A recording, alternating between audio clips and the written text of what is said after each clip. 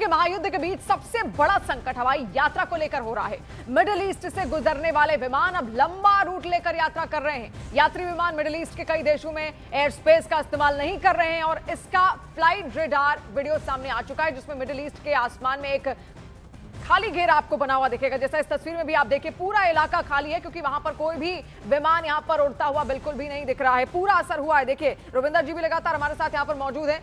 रुविंदर जी, पूरा असर पूरी दुनिया में हुआ, फ्लाइट्स कैंसिल हो गई हैं, पूरा मिडिल ईस्ट खाली इस वक्त दिख रहा है। व्यापार पर भी इसका सीधा असर पड़ेगा। अब स्ट्रेट ऑफ हार्मूज जिस तरीके से वहां बोल दिया है ईरान ने, अगर यहां आओगे तो हम आपके शिप्स को खत्म कर देंगे।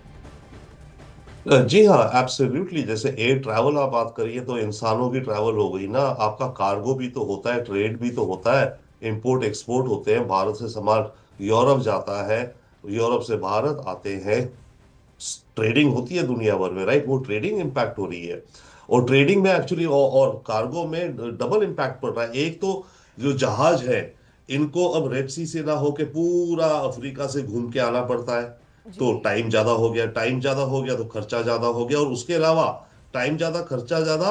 पर आप देखिए, दुनिया में एनर्जी की प्राइसेस भी तो बढ़ रही हैं। तो मानिए, अगर आपको पहले इतना लंबा रास्ता, पहले रेड सी से आने में आपको मानो 100 रुपए लगते थे, अब घूम के आने में मानो आपको 120 रुपए लग रहे हैं। पर उसके अलावा 120 तब लगते अगर एनर्जी की प्राइस सेम रहती। अब एनर्जी भी बढ़ गई है तो 120 की जगह वो 140 हो जाएगा।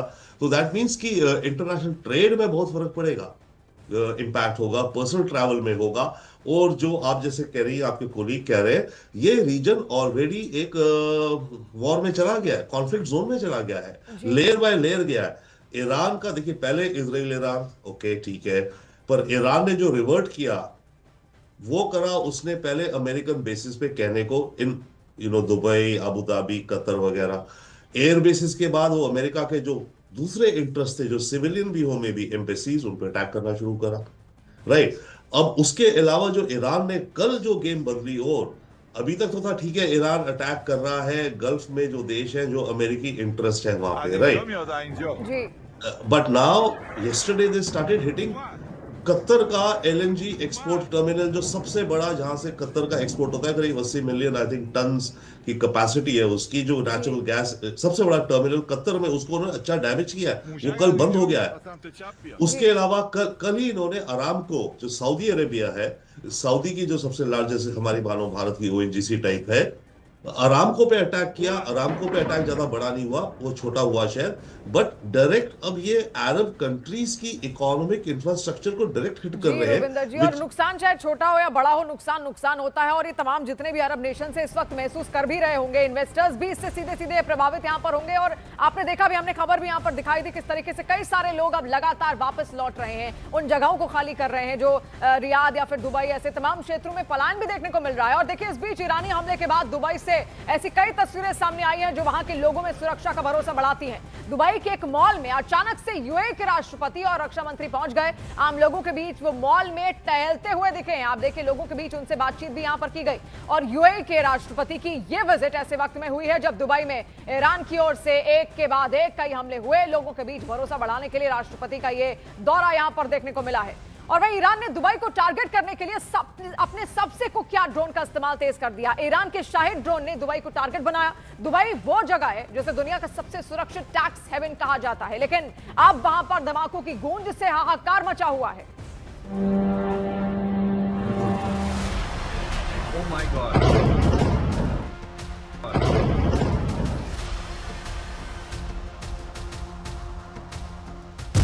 आग की लपटों से घिरा चमचमाता शहर।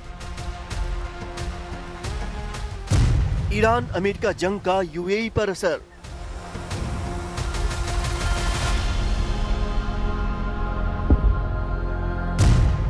ईरान का हमला, दुबई में दहशत।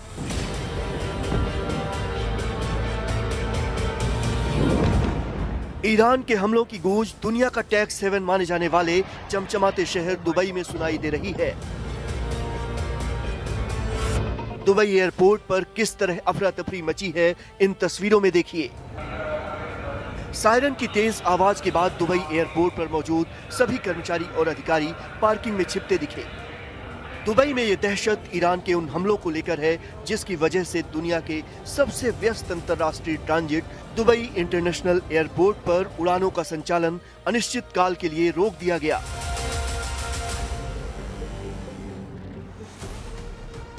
ईरान की ओर से खाड़ी देशों में दागी गई बैलिस्टिक मिसाइलों के बाद सुरक्षा को देखते हुए ये कदम उठाया गया। ईरान के हमले में दुबई एयरपोर्ट को भारी नुकसान हुआ। सभी फ्लाइट्स बंद हैं, दुनिया भर के यात्री फंसे हुए हैं और एयरपोर्ट पर हमले की इन तस्वीरों ने सबको हिलाकर रख दिया है। The last few hours have been extremely tense. We could hear the sounds of interceptions overhead, and a few hours later there was explosion very close to where we were holed up at Dubai airport. My coach was barely about 100 meters away where, you know, it happened, and had to quickly move out of the area. You know, experiencing something like this in such close quarters is truly, it truly shakes the very, foundation you're built on.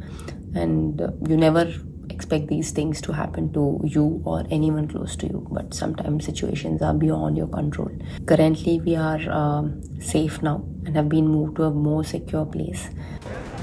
Dubai पर Iran के हमले की वजह से वहां फंसे भारतीय भारत सरकार से मदद की गुहार लगा रहे हैं। जंग स्टार्ट हो गई है, रिसेंटली सुबह से यहाँ एयर स्ट्राइक्स हो रही है, तो हमारी रिक्वेस्ट है गवर्नमेंट ऑफ इंडिया से और मिनिस्ट्री से कि हमें जल्दी से जल्दी इवैक्यूएशन प्रोसेस स्टार्ट किया जाए, क्योंकि अभी एयर स्पेस भी बंद हो चुकी है और हम कोई स्टूडेंट अभी यहाँ से निकल भी नहीं सकता है। रिसेंट गाइडलाइंस जो कि एम्बेसी की तरफ से आई हैं कंट्री लीव करने की, इस मसले को मद्देनजर रखते हुए हम आपसे रिक्वेस्ट करते हैं कि हमारी मदद कीजिए ताकि हमारे एग्जाम्स और क्लास पोस्टपोन हो सके और हम कंट्री सेफली एग्जिट कर सकें। सोशल मीडिया हैंडल्स पर किए जा रहे दावों के मुताबिक ईरान की शाहिद ड्रोन ने दुबई को निशाना बनाया।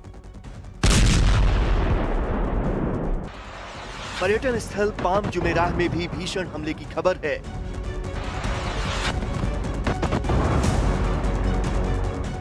ये मानव निर्मित द्वीप लग्जरी होटल्स और रिहायशी टावरों के लिए मशहूर है। एक इमारत में विस्फोट के बाद रिस्पांस टीमें एक्टिव हो गईं। पाम जुमेराह के एक होटल के पास धमाके के बाद डाउनटाउन और मरीना इलाके में कई जगहों पर धुएं के गुबार देखे गए। ईरान के हमले में 4 लोग बुरी तरह घायल हो गए, हालांकि हालात पर काबू पा लिया गया। तनाव के बीच यूएई ने एहतियातन अबू धाबी सिक्योरिटी एक्सचेंज और दुबई फाइनेंशियल मार्केट को 2 दिनों के लिए बंद करने का ऐलान किया है। वहीं दुबई में स्थित दुनिया की सबसे ऊंची इमारत बुर्ज खलीफा को भी सुरक्षा कारणों से खाली करा लिया गया। तो